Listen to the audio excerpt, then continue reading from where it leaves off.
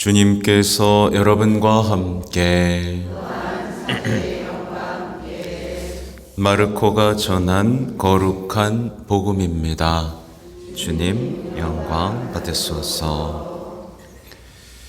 그때 율법학자 한 사람이 예수님께 다가와 모든 계명 가운데에서 첫째가는 계명은 무엇입니까? 하고 물었다. 예수님께서 대답하셨다. 첫째는 이것이다. 이스라엘아 들어라. 주 우리 하느님은 한 분이신 주님이시다. 그러므로 너는 마음을 다하고 목숨을 다하고 정신을 다하고 힘을 다하여 주 너의 하느님을 사랑해야 한다. 둘째는 이것이다. 내 이웃을 너 자신처럼 사랑해야 한다. 이보다 더 큰 계명은 없다. 그러자 율법학자가 예수님께 말하였다. 훌륭하십니다, 스승님. 그분은 한 분뿐이시고 그 밖에 다른 이가 없다 하시니 과연 옳은 말씀이십니다. 또 마음을 다하고 생명을 다하고 힘을 다하여 그분을 사랑하는 것과 이웃을 자기 자신처럼 사랑하는 것이 모든 번제물과 희생제물보다 낫습니다. 예수님께서는 그가 슬기롭게 대답하는 것을 보시고 그에게 너는 하느님의 나라에서 멀리 있지 않다 하고 이르셨다. 그 뒤에는 어느 누구도 감히 그분께 묻지 못하였다. 주님의 말씀입니다.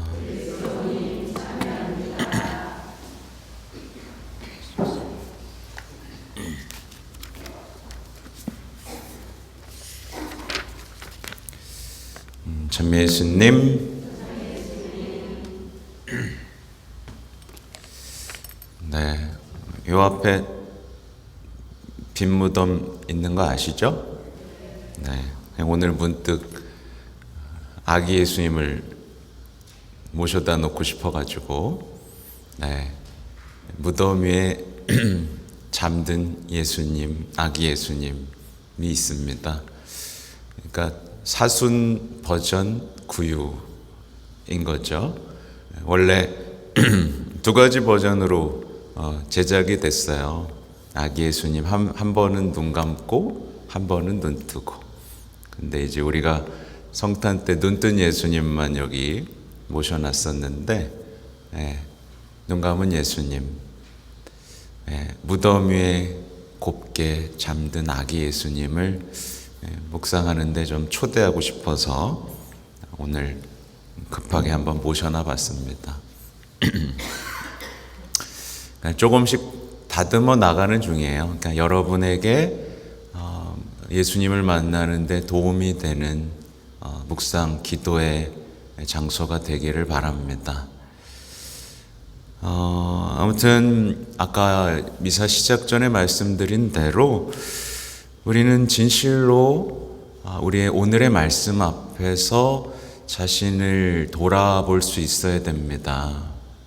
과연 나는 내 인생의 첫 번째 원칙을 이제 무엇으로 삼고 있는지를 정말 똑똑히 도망가지 말고 얼버무리지 말고 이제 대면해야 됩니다. 그것으로 충분해요. 그것으로 삶을 회복할 수 있습니다. 지혜로운 사람이 될 수 있고 인생의 어둠에서 해방될 수 있습니다. 내가 뭘 첫째로 생각하고 있는지를 통해서요. 모든 관계에서 답을 찾을 수 있고 반복되는 일상에서의 기쁨도 회복할 수 있습니다. 이 시대에 정말 많은 사람들이 시달리고 있는 우울에서도 해방될 수 있고 희망 없음, 무의미에서도 해방될 수 있습니다. 하느님의 사랑 속에서 이제 빛의 자녀가 되는 길, 바로 이게 내 인생에서 무엇을 첫 번째 원칙으로 그 어떤 것에도 흔들리지 않는 첫 번째 계명으로 삼고 있는가? 이게 그 사람의 인생을 좌우합니다. 오늘 일독서는 이제 호세아 예언서의 마지막 부분이에요. 여기서 고백을 합니다. 아시리아는 저희를 구원하지 못합니다. 이 고백이에요. 신앙인은 자신을 구원하지 못하는 것에 매달려서는 안 됩니다. 쉽게 말해서 하느님이 아닌 것은 다 사라집니다. 그죠? 근데 마치 그것이 내 인생을 구원할 것인 양 매달리는 것. 이게 바로 우상숭배죠. 아시리아가 어떤 나라입니까? 역사를 공부해 보시면 알겠지만 그냥 요즘에 미국이라고 생각하면 되겠죠. 중국 이렇게 생각하면 됩니다. 아시리아는 아주 크고 강했습니다. 누구도 당해낼 수 없을 것만 같은 나라, 누구도 침범할 수 없을 것만 같은 강한 나라였죠. 그러니까 유혹이 있었겠어요, 없었겠어요? 쟤네랑 좀 친해지면 우리가 별일 없겠구나, 이겁니다. 저들하고만 잘 지내면 우리 안전해, 모든 문제가 없어 라고 생각할 법한 든든한 존재였죠. 이런 것들은 우리 주변에 널렸습니다. 그죠? 여러분에게도 분명 아시리아가 있죠. 그리스도인들은 바로 그런 것들을 조심해야 됩니다. 거기서 뭐가 시작되죠? 첫째 계명이 무너지고 우상숭배가 시작되는 바로 그 부분이 바로 여기에 있습니다. 그러니까 인간적인 눈으로 볼 때 크고 강하고 지혜로워 보이는 것에 의지하면 모든 것을 잃게 됩니다.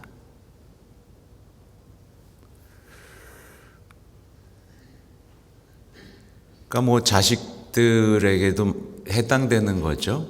내 자식이 좋은 대학을 가고 요즘은 좀 덜 그러지만 의사, 변호사가 되면 인생이 행복하고 보장될 것이라는 그 믿음. 이 믿음 자체가 벌써 뭐죠? 신앙은 나중에 해도 되는데 좋은 대학 가서 좋은 직장을 가져라. 이게 곧 첫째 계명을 무너뜨리고 아시리아와 동맹을 맺으라고 내모는 이제 모든 불행의 시작인 거죠. 쉽죠? 이해하기가? 그러니까 이런 상태에서 성당에 와서 기도하면 그 사람이 뭐죠? 그는 양다리인 거예요. 양다리인 거예요. 그래서 수많은 사람들이 기도해서 아무것도 얻지 못하는 겁니다. 실제로는 아시리아의 모든 것, 아시리아의 구원이 있다라고 그걸 첫째 계명으로 믿고 살면서 성당에 나와서 제가 좀 잘 되게 도와주세요라고 하는 기도. 이게 보면 사실은 은총도 잃어버리고 빚도 잃어버리고 사랑도 상실하는 불륜인 거죠. 더 적나라하게 표현하면 남편이 있는데 바람을 피면서 이게 내 이제 사랑하니까 살 것 같아. 여기서 위로받으니까 살 것 같아. 라고 하면서도 이걸 유지할 수 있을 것이라는 그런 착각들. 참, 그런 것들입니다. 그래서 그리스도인들은 대단히 신중해야 돼요. 이 이스라엘 역사가 다 뭐예요? 우상숭배의 역사입니다. 다 하느님을 버린 역사고 하느님을 배신한 역사예요. 신약도 뭡니까?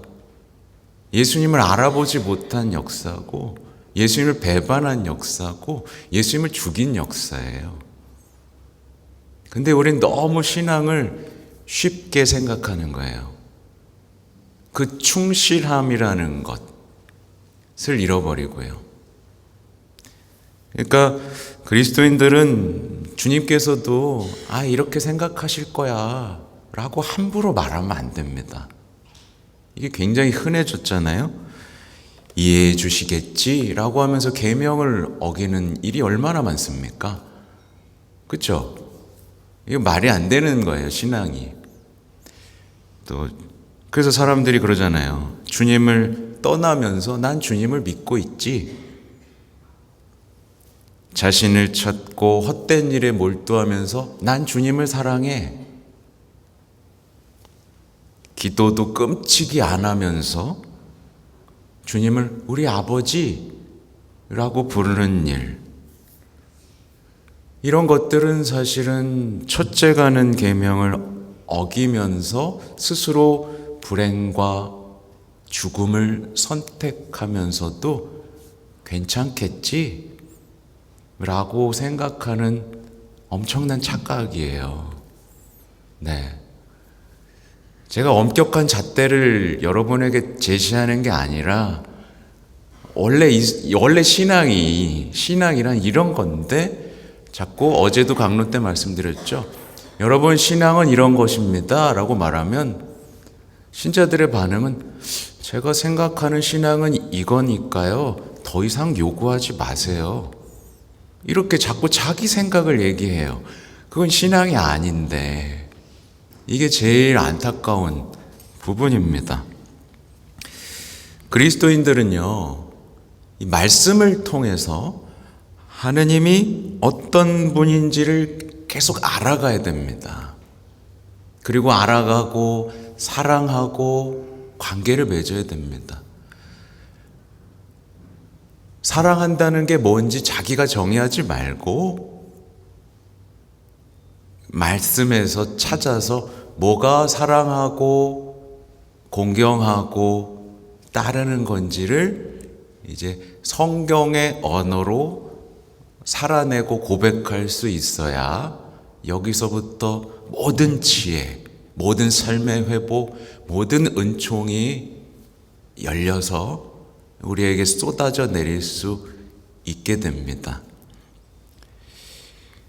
그러니까 오늘의 말씀, 아까 말씀드린 대로 호세아 예언서의 마지막 장인데, 그래서 마지막 요 부분은 마지막 경고라는 제목이 붙어 있습니다. 이렇게 써 있죠. 지혜로운 사람은 이를 깨닫고 분별 있는 사람은 이를 알아라. 주님의 길은 올곧아서 의인들은 그 길을 따라 걸어가고 죄인들은 그 길에서 비틀거리리라. 네. 이 말씀을 통해서 자신이 혹시 타락한 이들의 역사를 반복한 우상숭배자인지 아니면 하느님의 말씀의 속에 사는 지혜롭고 분별 있는 사람인지를 똑똑히 마주해야 됩니다. 도망가면 안 돼요. 도망가면 안 돼요. 지혜롭고 분별 있는 사람은 이제 주님과의 사랑의 관계를 누리면서 자비를 청하고 죄를 용서받고 한 걸음 한 걸음 하늘나라와 가까워져요. 근데 소위 우상숭배자, 이렇게 말하면 좀 거리가 느껴지지만 신앙을 갖고도 내 생각이 많은 사람들은 죄가 없어요. 죄가 없죠. 왜? 하느님은 사랑이시니까 다 이해해 주시고 나도 그럴 만한 이유가 있었으니까 남들도 다 그렇게 사니까 관계가 끊어졌기 때문에 죄를 알아차리고 분별할 수 있는 힘이 사라져요. 네. 그래서 제가 말씀드리잖아요. 여러분 다 좋은 사람이에요. 다 괜찮은 사람들이에요. 다 아름다운 분들이에요. 그죠? 애쓰잖아요. 근데 신앙이 뭔지를 깨닫지 못하면 좋은 그리스도인은 될 수 없어요. 그 차이를 이해하셔야 돼요. 저 신부는 왜 자꾸 난 잘 살고 있는데 죄를 고백하라 그러는 거야. 이렇게 그렇잖아요. 그죠? 이게 왜 그러는지 이해하셔야 돼요. 그리스도인으로서 하나님과 관계를 맺고 모든 우상을 끊고 첫째 계명으로 사는 사람의 삶은 달라요. 네, 우리가 생각하는 신앙의 잣대가 아니라 말씀 안에서 나는 나의 삶을 비춰봐야 됩니다. 이렇게 할 때 이제 분명해지죠. 내가 그래서 아무것도 얻지 못했구나.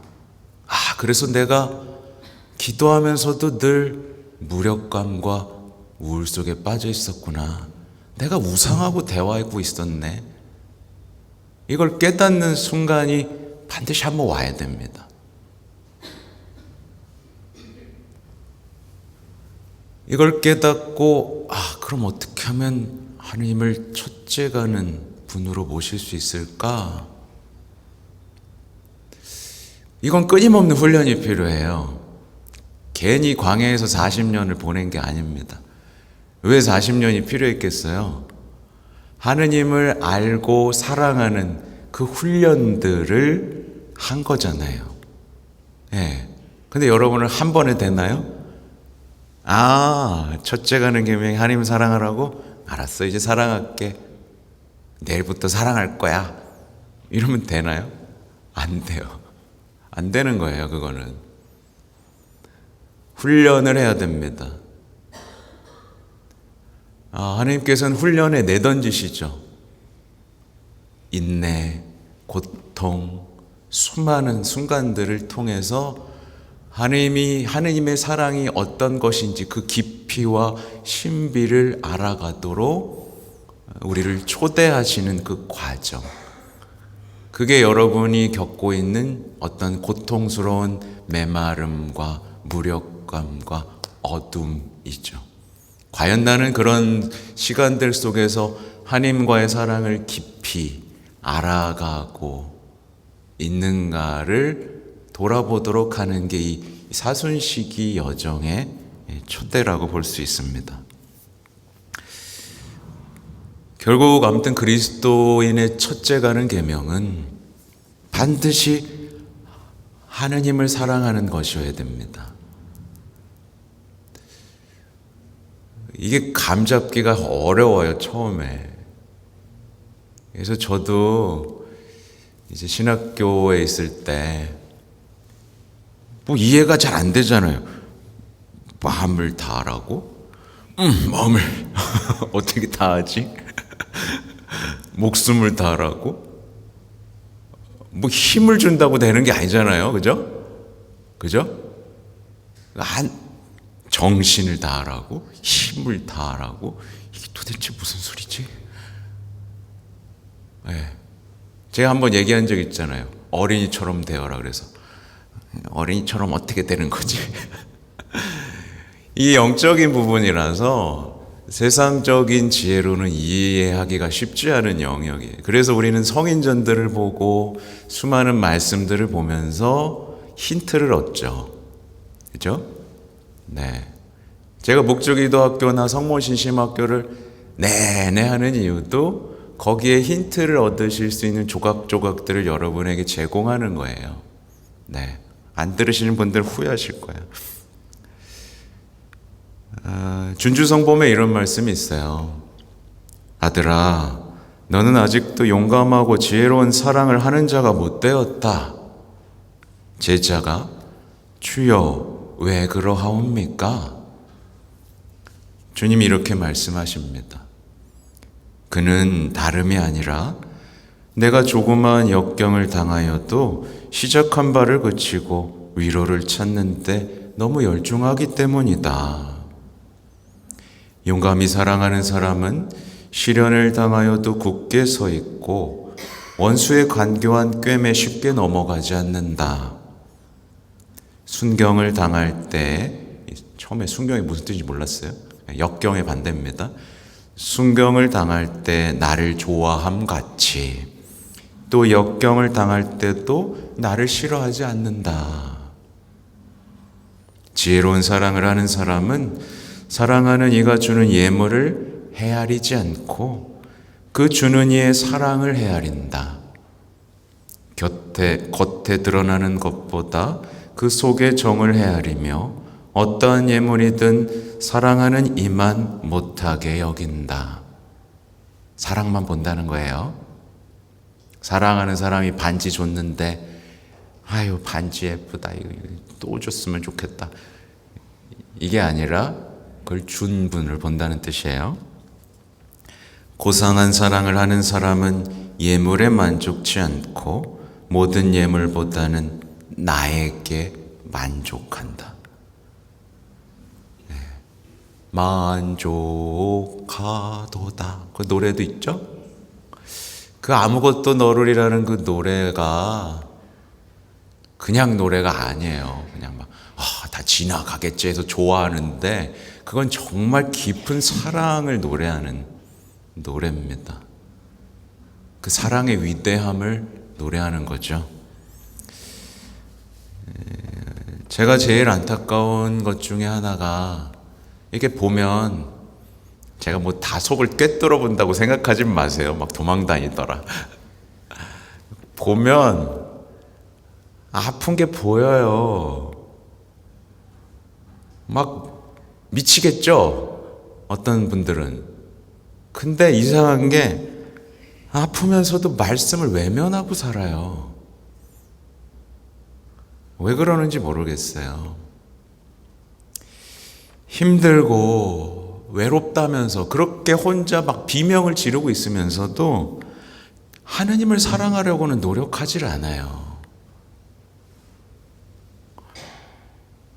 견딜 수 없는 고통 중에 있으면서도 일어나서 앞으로 한 걸음도 옮기질 않아요. 정말 불쌍하고 안타까운 분들이 눈에 밟힙니다. 잘 보셔야 돼요. 제가 귀에 못이 박히도록 말씀드리는 것, 첫째 계명은 하나님을 사랑하는 거지 하나님께 사랑받는 게 아니에요.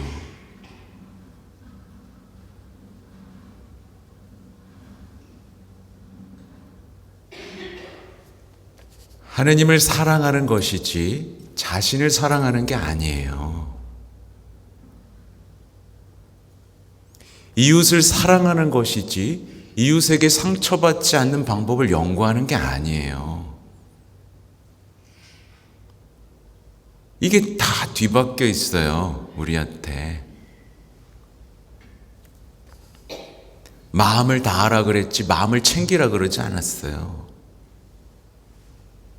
목숨을 다하라 그랬지 건강을 챙기라 그러지 않았어요. 정신을 다하라 그랬지 위로만 찾으러 다니라 그러지 않았어요.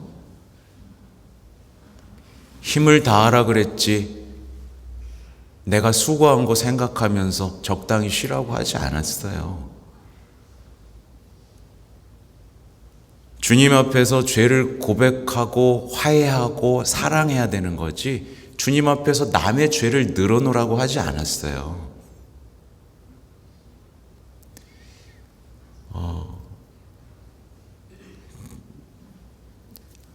제가 왜 이렇게 애타게 얘기하는지 알아들으셔야 돼요. 인생의 첫 번째 원칙은 하느님과의 사랑이어야만 합니다. 하나님과의 사랑이요. 자꾸 어렵다고 도망가면 안 돼요. 어렵다고 도망가고 자기와의 사랑, 인간적인 위로를 찾는 거로 자꾸 도망가면 안 돼요. 그러면 정말 인생은 불행해집니다.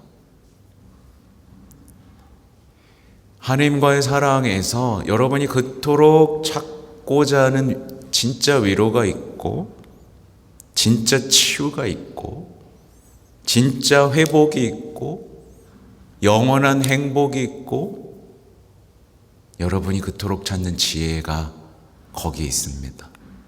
네.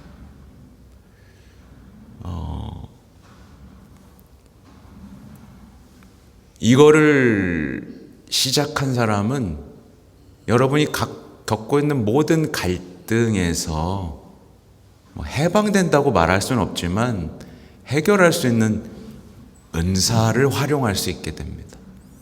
네. 요즘 얼마나 많은 사람들이 힘들어해요. 제일 어려운 게 뭐예요? 부부, 자녀. 여기서 헤매잖아요. 서로 마음을 얻으려고 하잖아요. 근데 불협화음이 나잖아요. 뭐부터 안 해서요? 하나님 사랑. 제가 질서 말씀드렸죠? 사랑에는 질서가 있어요. 신앙에는 우선순위가 있어요. 이걸 자기 맘대로 뒤집어 놓는 순간부터 그는 우상숭배자라고 불리는 겁니다. 네. 그래서 은총을 줘도 못 받고 사랑을 줘도 못 느끼는 그 비참한 어둠과 우울에 살게 됩니다. 그래서 성인들의 모든 이야기들은 주님과의 사랑을 노래하죠. 그래서 신앙의 위력을 여러분에게 계속 전합니다. 그러니까 복음을 선포하지 않고는 견디지 못하는 그 삶.